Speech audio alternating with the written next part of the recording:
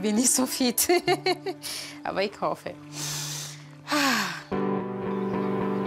Am Fuß vom Sentis, in der mystischen Landschaft vom Appenzell, gut versteckt hinter den Hügeln, liegt Schwellbrunn, die höchste Gemeinde von Appenzell-Ausserrhoden.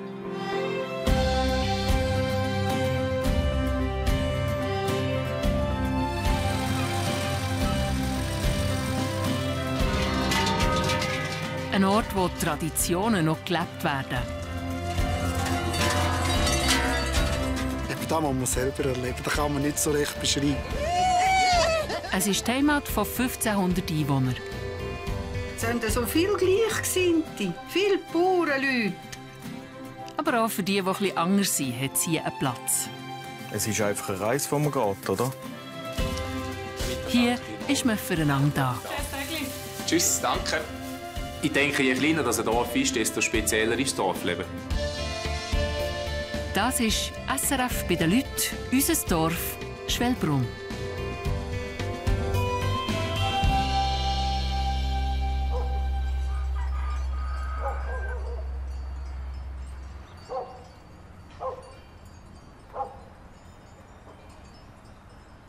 Morgen um 7:30.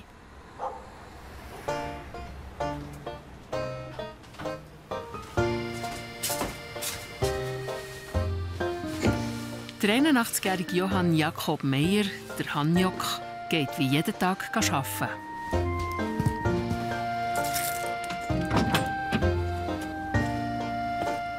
Er ist froh, hat er etwas zu tun.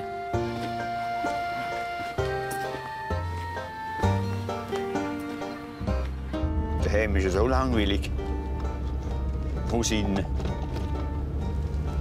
Da komme ich eben raus. Da in die frische Luft raus. Im Winter, wenn dort wie eine Sau, denkt man jemand mal, wäre schön, gerade ein bisschen daheim in der Stube. Zwicker heisst der Bauernhof außerhalb des Dorf. Hier hat der Hanjok mit seiner Frau 14 Jahre lang gebaut. Daraufhin hat der Sohn übernommen. Durch den Tag ist er allerdings im Nachbarsdorf Degersheim als Maschinenkonstrukteur angestellt. In dieser Zeit hilft der Hanjok. Hier habe ich einfach Arbeit. Da habe ich meine Arbeit im Haus, habe ich auch nicht so Arbeit. Ich muss froh sein, wenn die Frau Arbeit hat. Die haben mir ein Ziel, das ich kenne.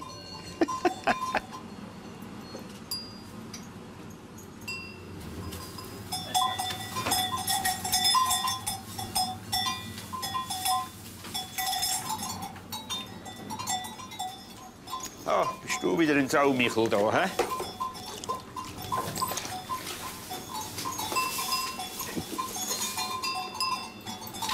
Ja. Das ist jetzt nicht so schlimm da, hm?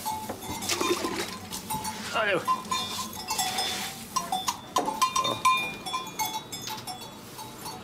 Oh, Kerl. Komm. Aus da, komm. Aus, komm. Hoppla. Hau jetzt, halt. Wo ist der? Hau jetzt. Hopp. Hopp, da. Hopp. Hopp. Da.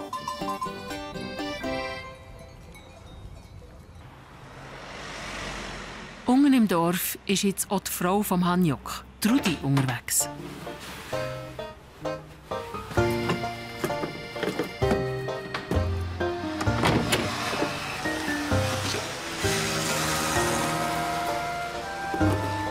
Einkaufen steht auf dem Programm. Das kann man in Schwellbrunn zum Glück noch im Dorf erledigen.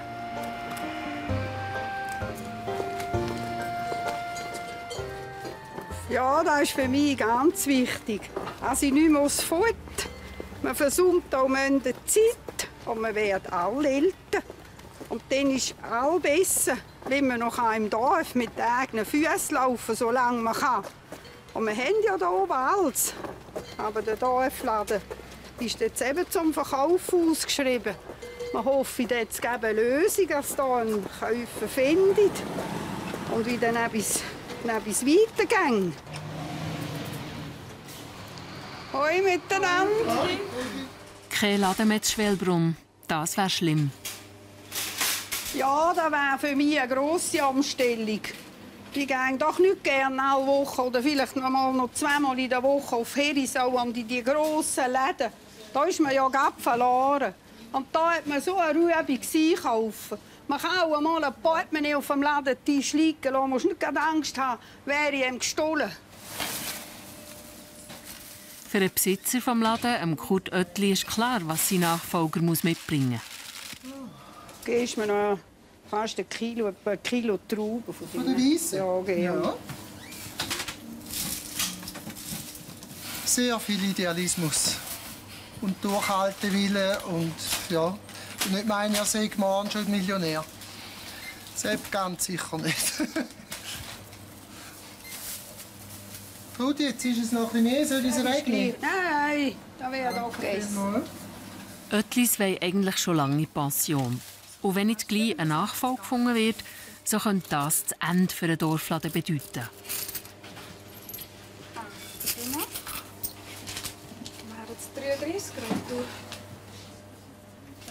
Die miteinander. Ja, Trudi, danke vielmals.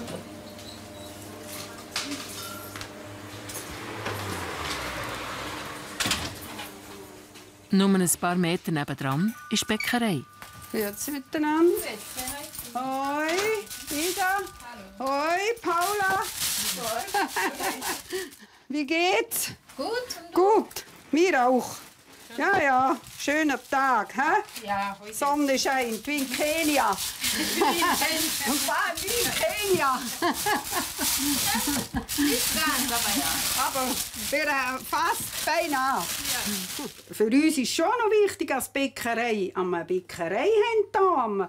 Man kann ja alltag frisches Brot holen, wenn man will. Auf Wiedersehen. Wiedersehen. Gute Zeit. Es wäre doch eine gute Idee, wenn die Bäckersfrau Ida Moriasi und ihren Mann den Dorfladen übernehmen würden. Nein, nein. Wir können, das ist nicht möglich für uns. Wir haben das Geld nicht. Ja. Aber ist schade. Ich hoffe,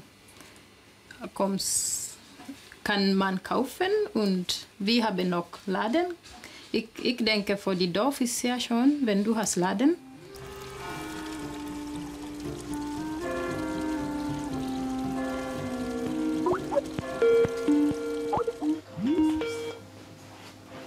Sag mal. Ida Moriasi kommt ursprünglich aus Kenia und ist knapp 2 Jahre zu Schwelbrunn. Ihre Familie ist noch immer in Afrika. Ihre jüngste Schwester Jackie meldet sich regelmäßig via Skype.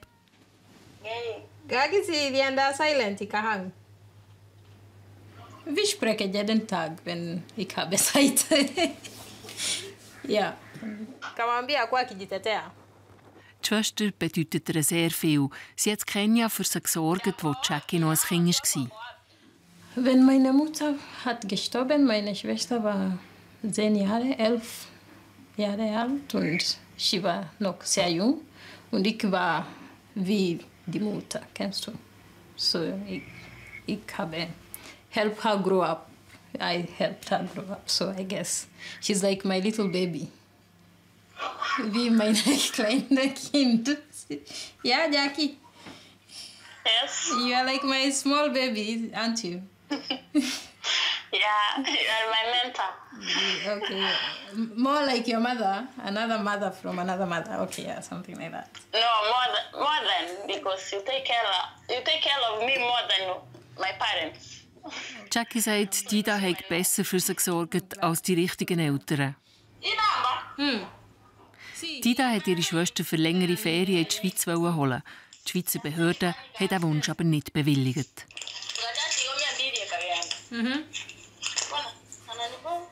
Ja, wir haben probiert diese Jahre, aber die Schweizer Konsulat hat gesagt nein.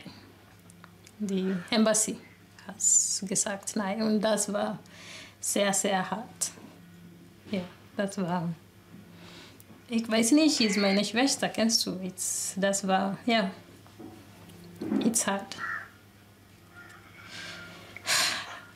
Ja. Hallo? Hebu.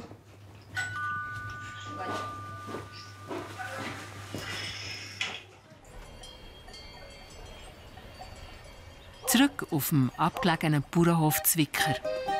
Der Hanjok macht Pause. Zeit für einen Kaffee bei der Schwiegertochter Susi.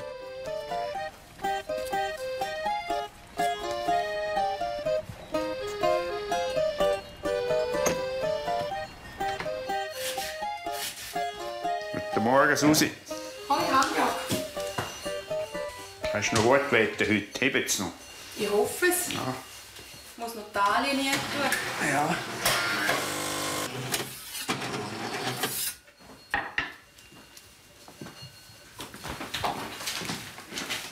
Der Hanjok ist auf diesem Hof hier aufgewachsen. Allerdings nicht bei seinen Eltern. Bei den Großeltern bin ich aufgewachsen. Weil mein Vater gestorben ist, als ich jährig war. Und die Mutter musste wieder arbeiten. Die hat keine Weitwirrente hier, oder? Die musste verdienen. Und wenn ich nicht hätte können, vielleicht zu den Großeltern wäre, hätte sie mir vielleicht ins Waisenhaus tun. Sie hätte mich nicht mitnehmen an eine Stelle.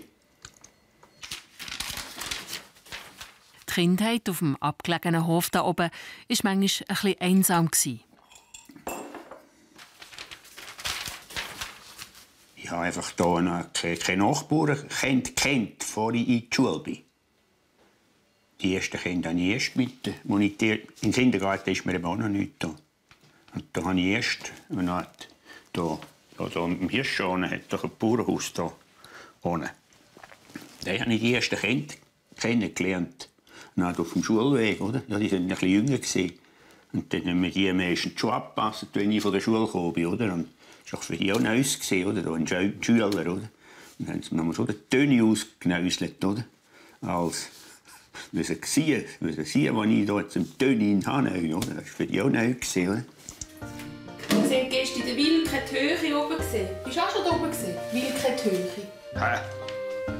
Das ist urschön. Das ist urschön. Ja.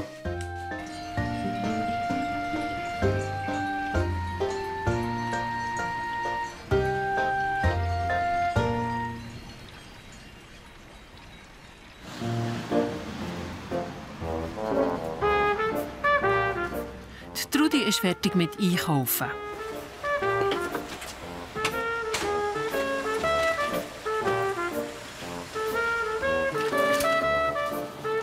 Zum Mittag gibt es Appenzauer Südwürst und Suppe. Zum Essen kommt auch der Hanjok heim. Schon seit der Kindheit läuft er am liebsten barfuß. Mir ist auch schon passiert, dass ich in der Schule manchmal geschneit hat, bis man wieder hergegangen ist. Wir mussten ein bisschen schneller laufen. Otto ist auch noch gekommen. Die beiden kennen sich schon seit über 50 Jahren. Trudi ist froh, dass der Hanjok noch so viel zu tun hat. Geschwätz mit ihm. Ah, ja. Ja, ich bin schon einmal allein, muss ich sagen, aber wäre auch nicht gut, wenn er all daheim wäre. Er will ja die Zeit fast nicht umbringen, den ganzen Tag. Einfach müssen hier im Haus hinhocken. Und vorher kann man auch nicht alle. Und basteln tun halt die Männer auch nicht. Und lesen, ja, da ist auch noch gerade in, oder?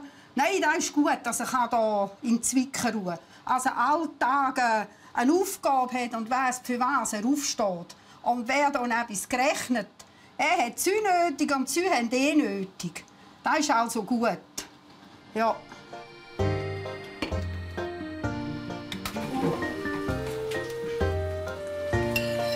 Einen guten. Ja, ich auch. Ich habe ja noch fast Stöße.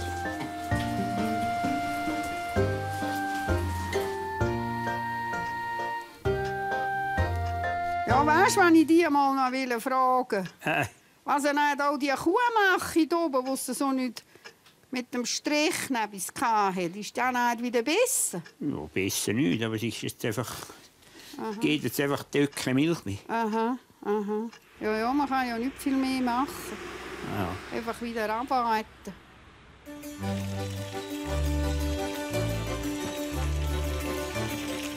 Ganz am Dorfrand, weit vom Zentrum entfernt, liegt der Bauernhof von Edi Gantenbein und seiner Familie. Der Edi und sein Sohn, der Edi Junior, arbeiten gerade an Laternen für einen Weihnachtsmarkt.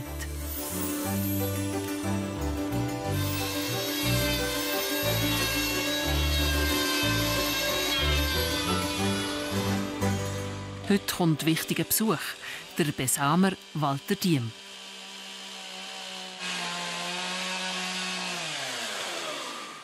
Hoi, Edi. Hoi, Edi. So, fleissig auf die Weihnacht her. Ja, schmerzlich, hä? Junior auch schon. Ja, so ein bisschen Helfer geholfen haben, muss man es benutzen, gell? Ja. Lernt der Edi da? Lernt der Edi da? Oh, der ja schon können. Hoi, Edi. Grüezi. So. Es soll eine Kuh für die Zucht besamt werden. Ja, wir nehmen, glaube ich, einen braunen. Oder was meinst du? Ja, dann schon, oder? Schauen. Hast du nicht Brot? Dafür muss man die Spermien von einem Stier aussuchen. Der Edi hält sich zurück. Er übergibt heute die Verantwortung seinem Sohn. 5. Dann nehmen wir den Nesquado. Nesquado. Die Töchter Fruchtbarkeit wäre hier nicht schlecht. Ja, als er in der Lehre war, der Lehrmeister hätte ihm da noch ein bisschen Freude. Ja, ein bisschen Freude an der Züchterei ein bisschen vermitteln. Und bei 4, 5 Jahren oder weiss ich auch nicht wie schnell, ist dann vielleicht er da, der Bauer, oder ich hoffe es. Und dann ist er auch für ihn die Zukunft ein bisschen. Wenn er da züchtet, dann hat ja auch der dann. Da haben wir nicht mehr so viel davon. Das ist schon schön von den Eltern, dass sie mir da so viel Freiraum lassen. Und eben schlussendlich, ich habe Freude an dem, dass du ein bisschen schauen, wie deinen Bestand ein bisschen verändern kannst. Du siehst, wie vielleicht in 3 Jahren, wenn du jetzt etwas machst, siehst, was in 3 Jahren daraus gegeben hat. Und das ist sicher interessant, das freut mich schon. Kalt ist es auch. Kann man endlich dabei, was ist gut. Der Moni ist ausgewählt. Die Spermien sind noch gefroren und müssen zuerst im Wasser auftauen, bevor es losgeht. Jetzt bitte da rein, drin aufwärmen. 38 Grad ist das Wasser. Fast Ja, wären 20 Sekunden da innen. Und dann hier rein und 10 Minuten drüber.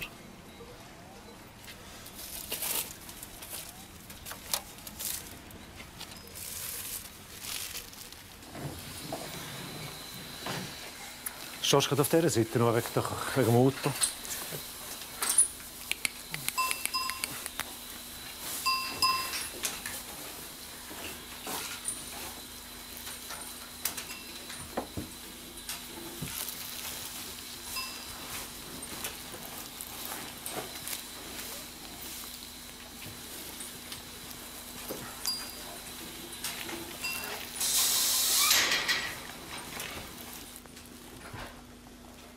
Gangstierung, wunderbar. Es ist ein kurzer Kut. Die Kuh ist besamt. Für den Edi Junior war nicht immer klar, dass er hier mal bauen will. Bis 16 bin ich einfach hier aufgewachsen und ich habe hier gelebt. Und dann wollte ich Zimmermann lernen und dann erst so richtig Bauer lernen, habe ich nach der ersten so während der Lehre, wo ich einfach auch gesehen habe, was man dann daheim hat, wenn man auf dem eigenen Land und mit den eigenen Gebühren arbeiten kann und sein eigener Chef ist. Ja, dann auch in den meisten Betrieben hat es, wo wieder ein Nachfolger da ist. Manchmal 2. Ja. Ja, Walter, schönen Sonntag.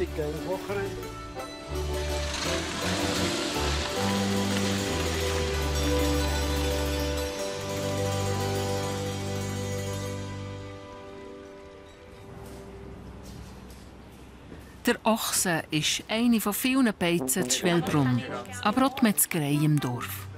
Der Betrieb gehört an Peter Sturzenegger und seiner Familie. Sie haben gerade erst die Säle umgebaut.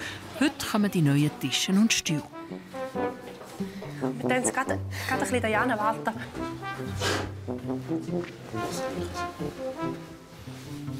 So passiv, hä? Hi, schön. Super. Super. Du, und die Vorhänge stimmen. Wir haben mehr, Ueli. Super. Ich bleibe gerade eine Weile da. Ist gleich. Ja, super. Du schön, Vater, hä?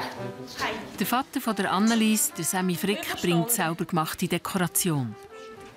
Auf jede Weihnacht haben wir irgendetwas geschenkt bekommen. Auf Sostig war es die Ledi. Und jetzt ist einfach all wieder etwas dazugekommen.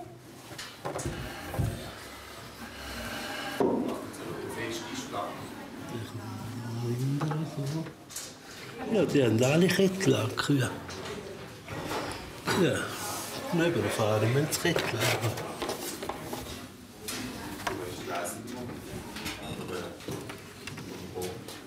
Schon gleich ist Metzgete. Ein wichtiger Tag für Sturzeneggers. Dann kommt er aus, wie das neue Säli im Dorf ankommt. Nein, ich weiss es gar nicht.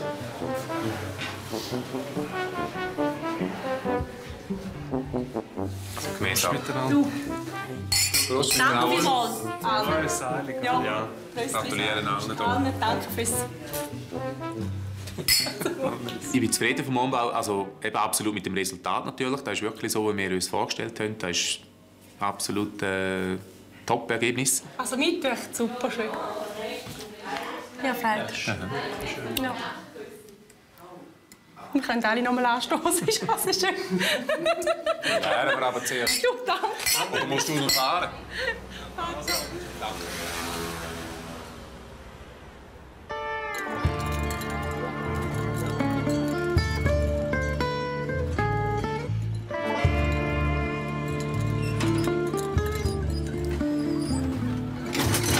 Der Sammler und Kunstmaler Matthias Krucker, der Kuck, geht heute auf die Suche nach einem Schnäppli für seine Sammlung.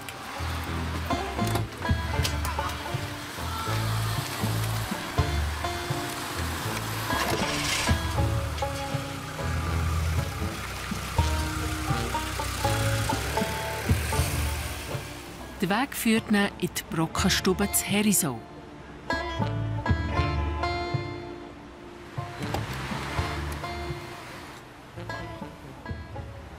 Ja, da komme ich noch viel an. Da finde ich immer gute Rahmen zum Malen, oder? Und vielleicht finde ich auch eine Bronzeskulptur für meine Sammlung.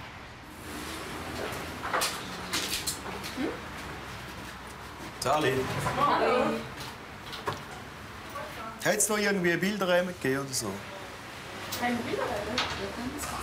Hinter den Bildern. Ja, hast du gedacht, zeigst du schnell dahin. Weißt du, ich brauche immer ein bisschen zu malen, oder?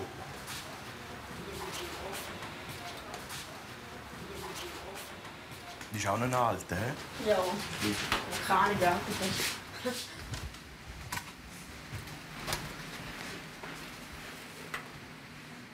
Ein originaler Degas.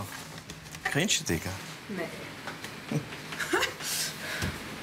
Der Björnschlehrling, ja. Der ist doch ganz cool. Ja, weißt du, da kann man jetzt da ein bisschen anschleifen und übermalen.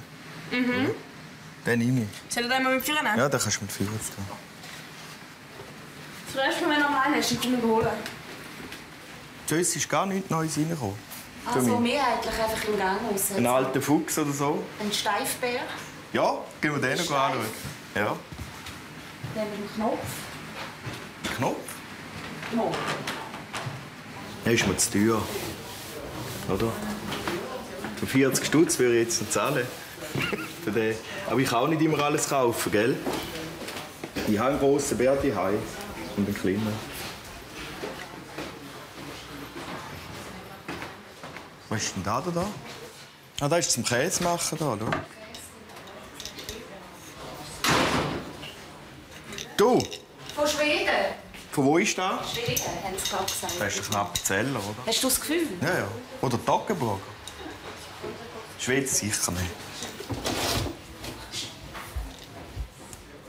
Das kaufe ich an. Wo ist sie jetzt?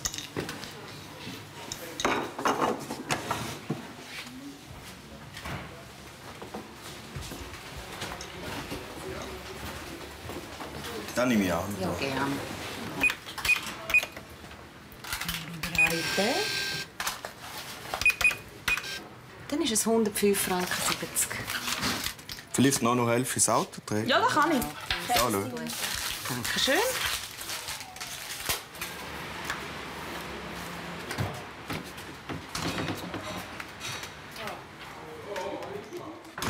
die Sammlerei halt, das ist jetzt halt etwas anderes. Und da, ja, da müssen ja wir müssen ja nicht so leben, das ist ja sein Leben, oder? Da muss er selber wissen, was er hier macht. Und ja, er hat jetzt einfach Freude an ihm.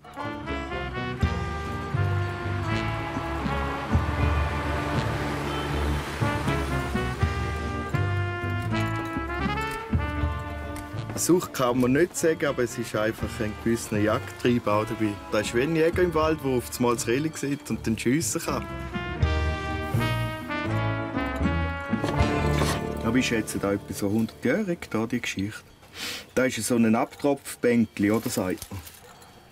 Ja, ich kenne verschiedene Leute, die so Sachen sammeln. So Appenzeller Volkskunst, Stockenburger, oder? Und da verkaufe ich dann wieder. Und dann habe ich etwas verdient, oder? Ja. Welchen Wert das Ding allerdings hat, weiss der Koch noch nicht. Aber er will das herausfinden.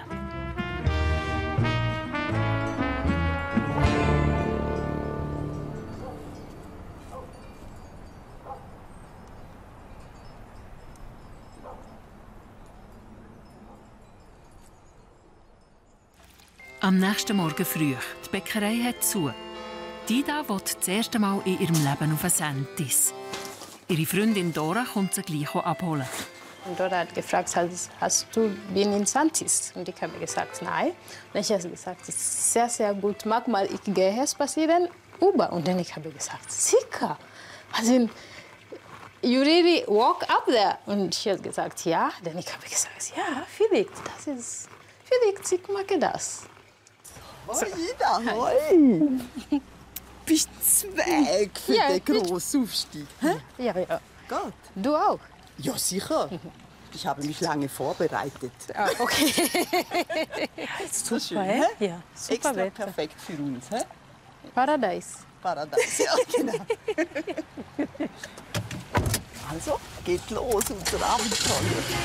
Ich muss jetzt nicht immer mit Deutsch reden mit dir, aber das geht ja schon. Du verstehst ja gut. Try and try, er sagt es ja da. Es ist Try and try.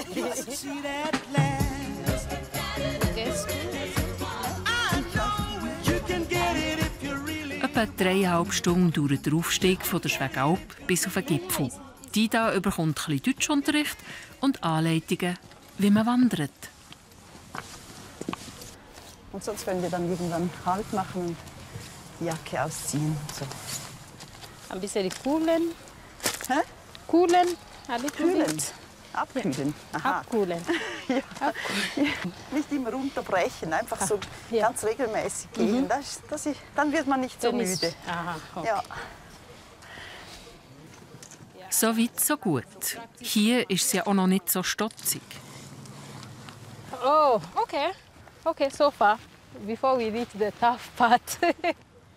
Ja, ich glaube, das ist more Stein. Stein? Ja, steep. Sie hat schon gesagt, sie gehen gerne zu Berg und sie hoffen, sie können auch dann Zander machen, oder? Ja. Und sie ist noch jung, oder? Sie mag das schon noch, oder? Oh mein Gott. So viel Loot, mein Gott.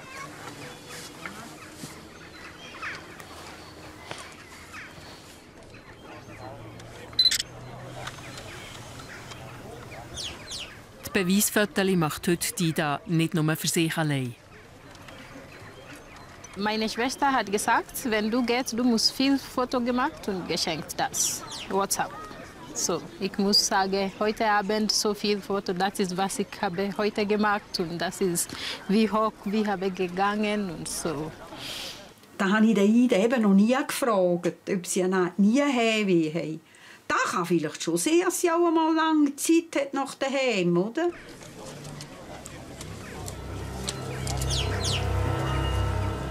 Langsam geht es gegen den Gipfel zu.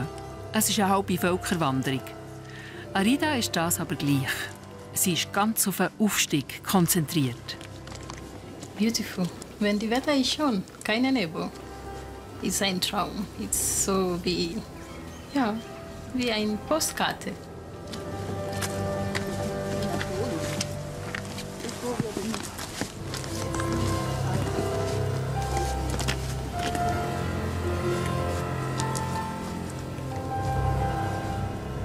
Der Gipfel ist auf 2500 Meter über Meer. It's very windy. Yeah.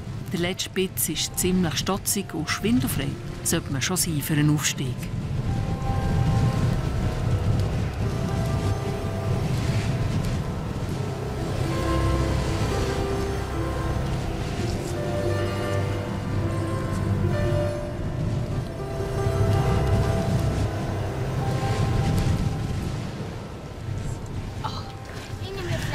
Oh Gott, jetzt haben wir es geschafft.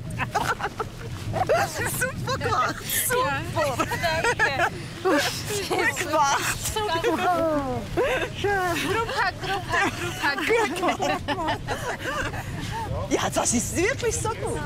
I have to be proud of myself. This is something. Und sie hat keinen Moment irgendwie Angst oder so etwas. Das tippt.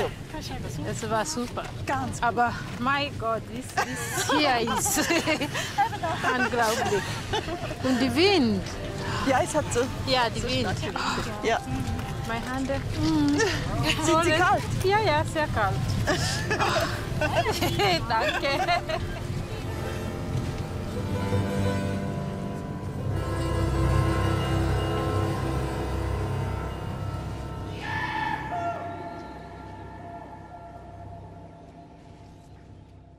Ich war in der 20, das war gut. Und ich sehe 20 jeden Tag.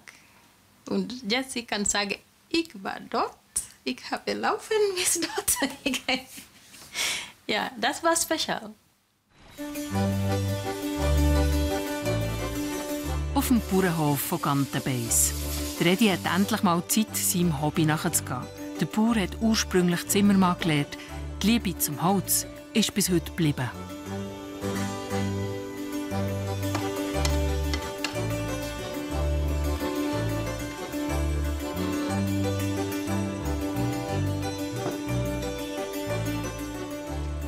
Ich mache es gerne.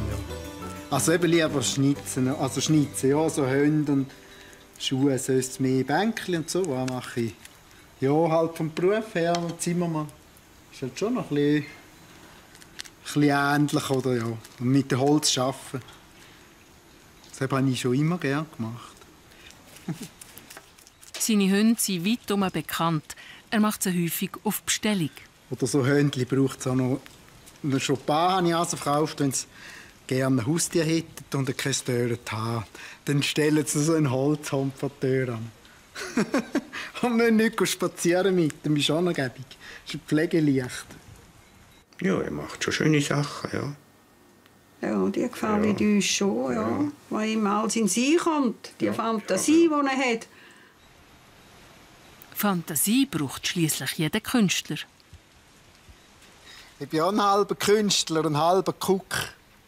Aber er würde ihn nicht so malen. Er macht vielleicht grün und rot und blau oder was halt auch nicht, was er für Ideen hat. Aber ja, ja vielleicht braucht er mal einen. Schon gleich ist Weihnachtsmerit im Dorf. Der Edi hofft, dass er dort ein paar von seinen Kunstwerken verkaufen kann.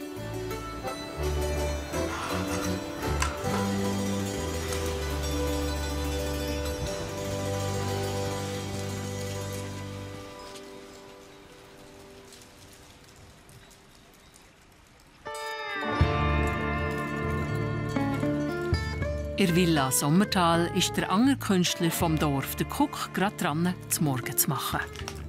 Ein guter Morgen rettet den ganzen Tag, oder? Da musst du ein bisschen Boden haben. Das ist sehr wichtig für die Psyche. Wenn du Morgen nicht gut isst, dann kommt es nicht gut, oder?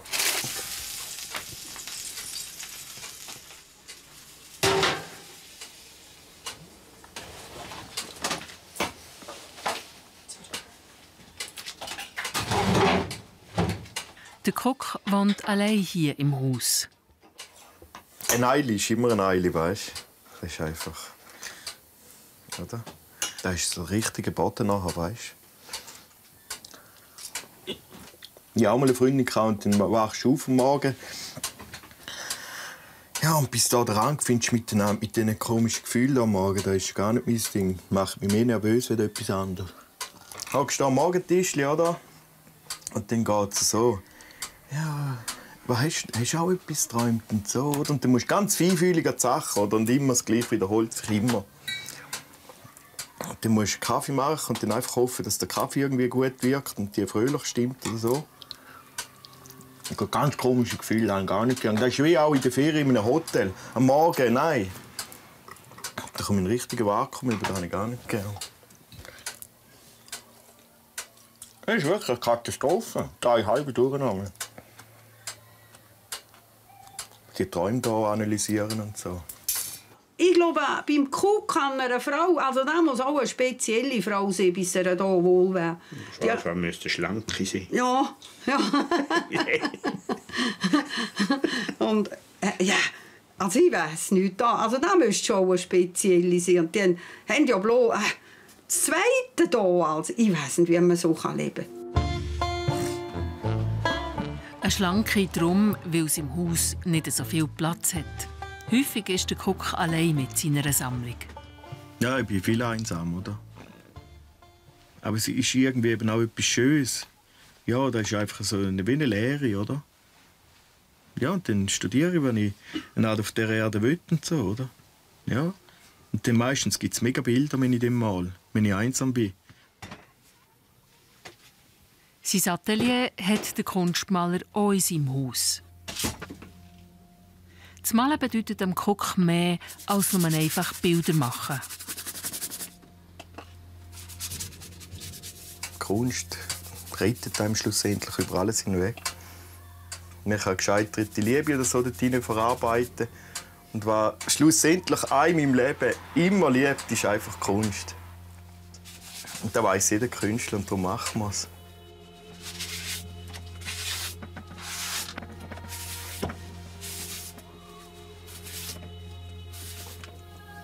Das ist wie Liebe machen, da geht nicht immer auf. Da kann man nicht auf Kommando, oder? Wenn das Gefühl sagt, guck, die Welt braucht wieder ein neues Bild, dann gehe ich ins Atelier und dann mache ich das Bild für die Welt, oder? Ja.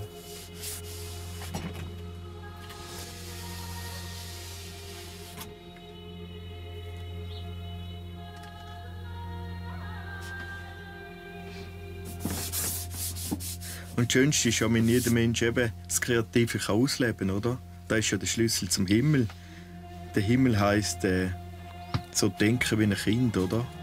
Ohne irgendwie etwas zu beweisen. Und das finde ich das Schönste, was es gibt.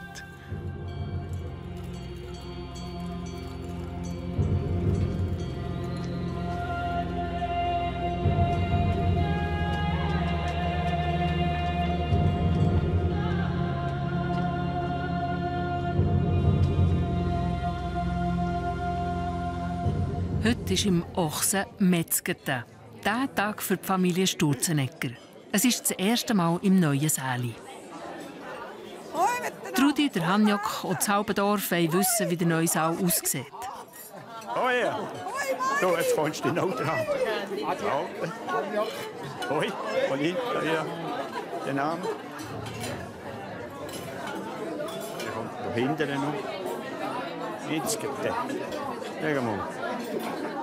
Oh, ist ja alles. Leg mal los. Ja, da ist irrsinnig schön. Wahnsinn. Und es ist hell und die Fenster und die schönen Vorhänge. Und da die Alpfahrt, wie die da in dem Kästchen ist, das ist also ganz verrückt schön. Ja, das haben sie schön gemacht. Ja, wirklich. Oh. Ja, ganz vergeben, wir müssen nicht machen. Paniert Schnitzel. Ja. Blutwurst. Ja, danke. Ja, danke. Oder der Cook macht Pause vom Malen. Ich gehe öfter die Schwellbungo essen, vor allem wenn ich Besuch habe. Oder? Und jetzt ist eben heute ist der Ludi zu mir gekommen, der Kunstmaler da, von Herisau. Und dann habe ich eben gesagt, ja, kommst du auf den Mittag zu mir, oder? Und dann gehen wir in Achsen. Jetzt am Metzgeten, weil da am Metzgeten ist, oder? Ich habe ihn eben eingeladen zum Essen.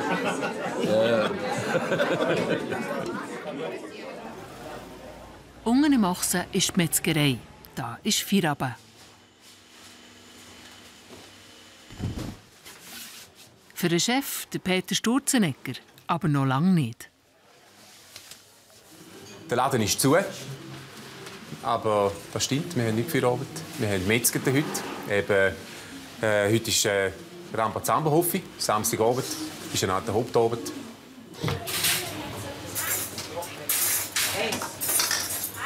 So, das ist schon Seich. Ja, nicht gut. Nicht gut. Also kannst du eigentlich nächstes machen, den Röst und dann Kesselfleisch. Das ist gar nicht heiß. Schnetzelt am Kesselfleisch. Der Peter ist nicht Koch. Als Chef hilft er aber immer mit, wenn es nötig ist. Seine Spezialität ist, wie könnte es anders sein, die Zubereitung von Fleisch. An dieser Metzgete gibt es alles von der Sau.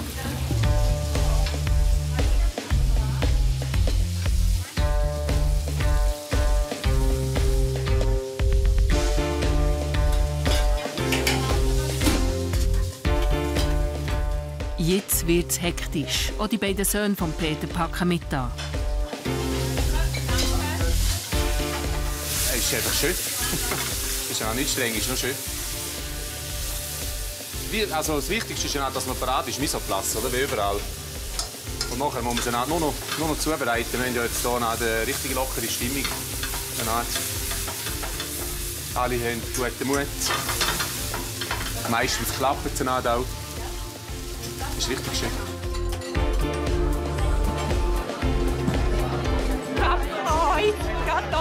Der Ochse ist jetzt bumsvoll. Annelies Sturzenegger kommt langsam in Stress. Ich muss schauen, dass ich hier alle irgendwie noch in die Gaststube bringe. Für die noch keinen Platz haben, gibt es einen einheimischen Kräuterschnaps. Ja, was? Hast du wieder Glück, Carol? Ja. Ida, du schick im Schale, hä? Ja. Wer nicht mal warten, ist im Stegenhaus. Tschüss, danke. Ciao.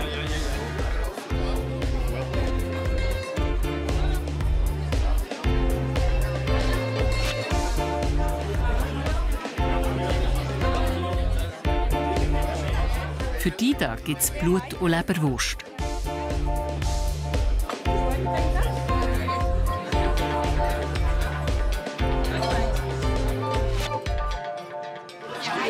Ja, ist sehr gut. Ein paar strenge Stunden später kann das Team vom Ochsen endlich Feierabend machen. Danke für den Einsatz. Allen. Super gesehen. Applaus. Danke. Peter. Frau sowieso. Marina. Danke für den Einsatz. Annemarie, danke, einen guten Sonntag.